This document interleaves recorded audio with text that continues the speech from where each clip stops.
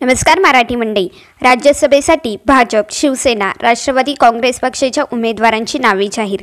तर या उमेदवारांची नावे जाणून घेण्यासाठी व्हिडिओ पूर्ण पहा आणि जर आपल्या चॅनलला अजून सबस्क्राइब केले नसेल तर लगेच सबस्क्राइब करून घ्या। 27 फेब्रुवारी रोजी देशातील 15 राज्यांमध्ये राज्यसभेच्या 56 जागांसाठी मतदान होणार असून या जागांसाठी 15 फेब्रुवारीपर्यंत अर्ज करता येणार आहेत। महाराष्ट्रात 6 जागांसाठी ही निवडणूक होत आहे।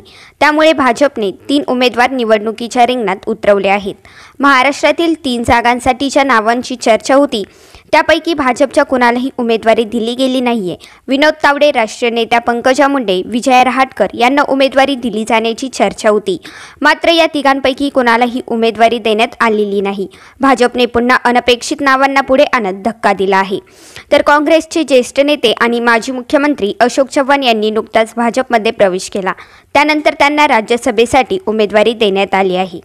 त्याचबरोबर कोथरूडच्या माजी आमदार मेधा कुलकर्णी यांना 2019 मध्ये विधानसभेसाठी उमेदवारी नाकारण्यात आली होती।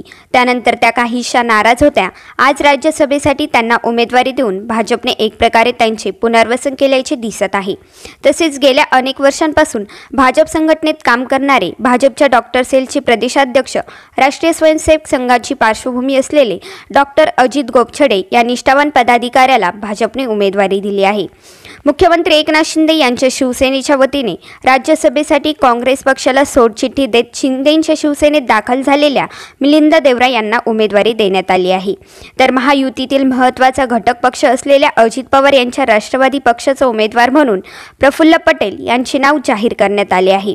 तर काँग्रेसकडून चंद्रकांत हंडोरे यांना राज्यसभेसाठी उमेदवारी जाहीर करण्यात आली आहे।